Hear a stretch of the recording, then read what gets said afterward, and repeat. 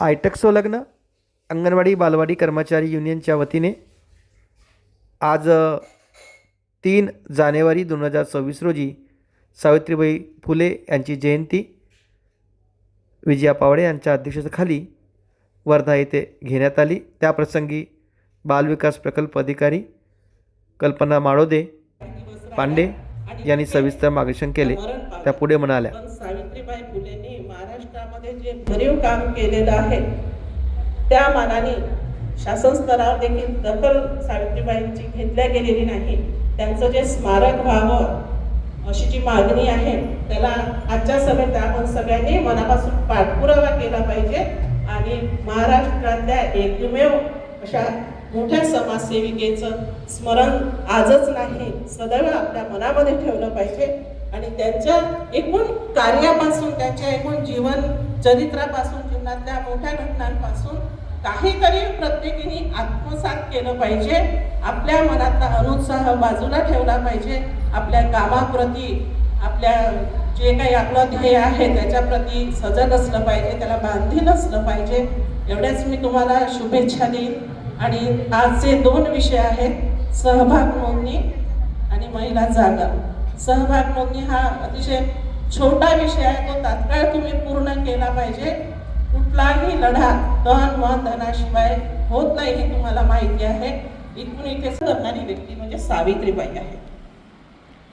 तिच्या एकूण इमॅजिनेशनवर म्हणा किंवा संरचनावादावर महाराष्ट्रामध्ये मुली शिकायला लागल्या, एक पिढी गेली, सामाजिक क्षेत्रामध्ये उतरल्या, समज यायला लागली आणि एखाद्या विजेसारख्या स्त्रीचं जीवन समजून घ्यायला आपलं एक आयुष्य तर पुरेसं नाही आहे, तरी त्यांच्यातल्या ज्या सामाजिक भावना आहेत, वर्णभेद आहेत, त्या गोष्टी आपल्यामध्ये थोड्या जरी उतरल्या तरी अशा प्रकारच्या जयंत्यांचं सार्थक झालं असं आपण समजू। सावित्रीबाईंना मूलबाळ होत नव्हतं। सावित्रीबाईंचे सासरे त्यांना खूप दोष द्यायचे। त्यावेळेला गुणसूत्र किंवा वीर्य तपासणी अशा काही कन्सेप्ट नव्हत्या, त्यामुळे मुलगा किंवा मुलगी झाली नाही तर सगळा ब्लेम त्या आईवर यायचा, तिला होत नाही, ही वाज आहे किंवा काही। तर तशा वेळेस सावित्रीबाई एकाच वेळेस सामाजिक जीवनामध्ये लढा देत असताना, महिलांच्या शिक्षणासाठी एकूणच सामाजिक उन्नतीसाठी लढत असताना घरामध्ये त्यांना अपत्य होत नव्हतं, त्यासाठी जे वातावरण होतं त्यांनी त्या त्रस्त असायच्या, हताश असायच्या। अशा वेळेला महात्मा फुलेंनी त्यांना प्रचंड पाठबळ दिलं, एक स्त्री म्हणून, एक पत्नी म्हणून समजून घेतलं आणि शेवटी त्यांना मूलबाळ झालंच नाही। सावित्रीबाईंची एक विधवांच्या पुनर्वसनासाठीची चळवळ होती, ज्यामध्ये त्यांनी केशवपन या विषयासाठी तीव्र विरोध केला होता। म्हणजे जसं एखादी स्त्री आहे, ब्राह्मणांमध्ये हे कल्चर जास्त होतं, त्यावेळेच्या ब्राह्मणवादाला सगळ्यात जास्त विरोध करणारी, परंपरावादाला विरोध करणारी, चुकीच्या गोष्टींना विरोध करणारी अशी सावित्रीबाई होती। काशीबाई होत्या। काशीबाईला अनवरस काशीबाई विधवा होत्या आणि त्यांना मग पुत्र झाला होता। तर काशीबाईचं केशवपन करून म्हणजे पूर्ण टक्कल करायचे महिलांचं। कल्पना करा, पती मेल्यानंतर टक्कल केल्यावर कसं वाटत असेल, आणि अंधाऱ्या खोलीमध्ये त्या महिलेला ठेवायचे। तिला जो मुलगा झाला होता तो काशीबाईंनी दत्तक घेतला। म्हणजे पहिला दोष काशीबाईवर हा होता की हिला मूलबाळ होत नाही। दुसरा दोष असा होता की विधवेला जे अनवरस कुठून तरी झालेला मुलगा आहे तो तिने दत्तक घेतला। परत समाजाचा ठाम विरोध झाला। तिसरं महाराष्ट्रातलं भूषणावं काम आहे सावित्रीबाईंचं की हे जे सत्यनारायण पूजा पौरोहित्य जे आहे ते फक्त ब्राह्मण लोक करत होते। काशीबाईंनी आपल्या घरी सत्यनारायणाची पूजा स्वतः मांडली, स्वतः सुरू केली। तेव्हाही त्यावेळेसचे समाजातले जे विरोधी लोक होते ते येऊन पडले आणि तिची पूजा उद्ध्वस्त केली आणि एका महिलेला बहुजन समाजातल्या जोडप्याला, माळी समाजाचे लोक होते, पूजेचा कुठलाही अधिकार नाही म्हणून त्यांनी त्यांच्या पूजेला सुद्धा विरोध केला। त्यानंतर आहे कामे, त्याचा ताळमेळ बसवणे, त्या नियमित वेळेमध्ये करणे। हा भाग प्रशासनाच्या दृष्टीने असला तरी त्यामध्ये असणाऱ्या तुमच्या अडचणींना आम्ही जोडलेलो आहोत. ते प्रशासकीय बाबींसाठी जोडलेलो आहोत, कमी जास्त झालं तर काही करून देण्यासाठी, पण त्या न्याय मागण्यासाठी, श्रमिक महिलांच्या जागरासाठी सदैव जागा असणारा हा तुमचा भाऊ आहे. त्यांच्यासाठी टाळ्या वाजवा. सावित्रीबाई फुलेची देण आहे. महिलांसाठी जेवढा सक्षमपणे उभा राहणारा महाराष्ट्रातला पहिला पुरुष म्हणजे दिलीप भाऊ आहे. त्यांचं आज खरोखर मला कौतुक वाटतं. दिलीप भाऊ वरवर पाहता नारळाचं पाणी पिले आहे का कधी? नाही ना? तर किती कडक असते, ते काढावं लागते सगळं. तसे आहेत आणि नेत्यांनी तसंच राहिलं पाहिजे. मात्र जेव्हा जेव्हा अडचणी येतात, एखादी गोष्ट अडते, प्रशासकीय दृष्ट्या सोडवल्या जात नाही किंवा रुटीनच्या वाटेपेक्षा वेगळी चालली जाते, तेव्हाही दिलीप भाऊ आम्हाला मदत करतात, मार्गदर्शन करतात आणि समज देतात.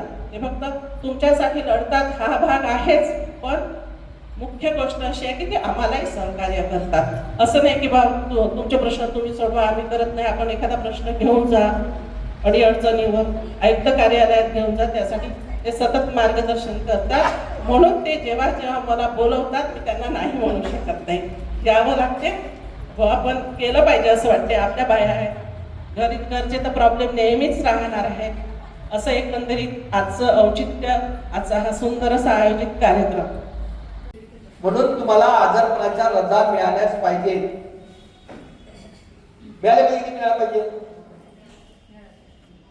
सगळ्यात मोठा इथं बसणाऱ्याच्या डोक्यामध्ये सगळ्यात हिला आलं पैसे, मला नाही आलं, हिनं काहीच केलं नाही, मीच केलं तरी मला नाही मिळालं. दोन बदलला वाटतं की हिथं कधी दुसऱ्यात जाते, पण हिला मिळालं नाही एक है ना, मला आलेच नाही एक.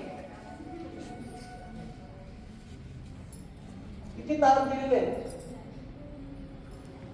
7 मुद्दे पाहिजे, 7 मुद्दे. मी आता समजणार. माझं म्हणणं की तुम्हाला प्रोत्साहन भत्ता नाही मिळाला पाहिजे. मग आम्हाला सरसकट पाहिजे तर आम्ही आलो होतो का मैदानात?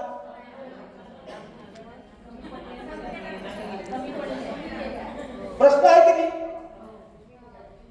जिथे आपला सरसकटचा निर्णय करायचा होता नाही करू शकलो ना. बरं झालं त्या ठिकाणी त्या मुक्कामामध्ये शालेय पोषणच्या महिला भरपूर होत्या. शालेय पोषणच्या महिला. तुम्ही नाही झोपले का थंडीत?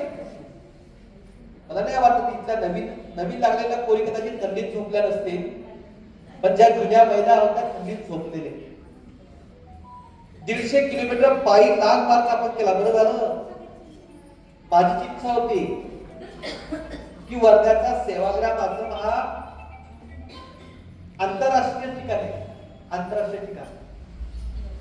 तिथून पायी जायचं. आम्ही काही लोकांना मदत करण्यासाठी सांगितलं पण होतं. तुमच्यासाठी त्या लोकांनी कॅटर्सची व्यवस्था केली होती. पण जेव्हा चिन्ह आम्हाला दिसतं चुकीच्या पद्धतीचं, ते शेवटी आम्हाला पायी मोर्चा कॅन्सल करावा लागला. आमच्या बायांना कमरेचा त्रास आहे. मंडळी तिथे दगडूशेठ हलवाईच्या बाजूला आज महिला बसलेल्या दरवर्षी बसतात. पण असं असताना देखील ही सरकार त्या भिडेवाड्याला जिथे पहिली शाळा होती तिथे त्या ठिकाणी त्यांना आंतरराष्ट्रीय दर्जा दिलेला नाही. तुम्हाला विचारतो, दर्जा दिला पाहिजे की नाही? कोणालाही काय त्याला ते पुरस्कार देत होता भारतरत्न. आजकाल भारतरत्न ज्या लोकांना द्यायला पाहिजे त्या लोकांना मिळत नाही. ज्यांनी डफावर पूर्ण देश गाजवला त्या डफावरती त्यांना सांगितलं या देशाच्या स्वातंत्र्यामध्ये त्याला सिंहाचा वाटा होता. अण्णाभाऊ साठेला अजूनपर्यंत त्यांनी भारतरत्न दिलेलं नाही. लालकृष्ण अडवाणी साहेबांना देऊन टाकलं. आमचा काही विरोध नाही. अरुणा कासतवानी कोण्या अरुणा कासतवानी माहिती तुम्हाला? ज्यांनी स्वातंत्र्य लढ्यामध्ये 1942 ला झेंडा खाली पडला नाही. किती वर्षाची होती? आम्ही वाचलंच पाहिजे ना. वाचा तर वाचा. आहे ना? तुमच्यापैकी बरेच लोकांना वाटत असेल की लवकर पर्यवेक्षकाच्या जागा भरल्या तुम्हाला नंबर लागला, पण आम्ही वाचतच नाही ना. आता हे गेल्या, आता ज्यांचे वय 50 ओलांडले ते गेल्या. काल परवा तुम्ही जर स्टेटमेंट आहे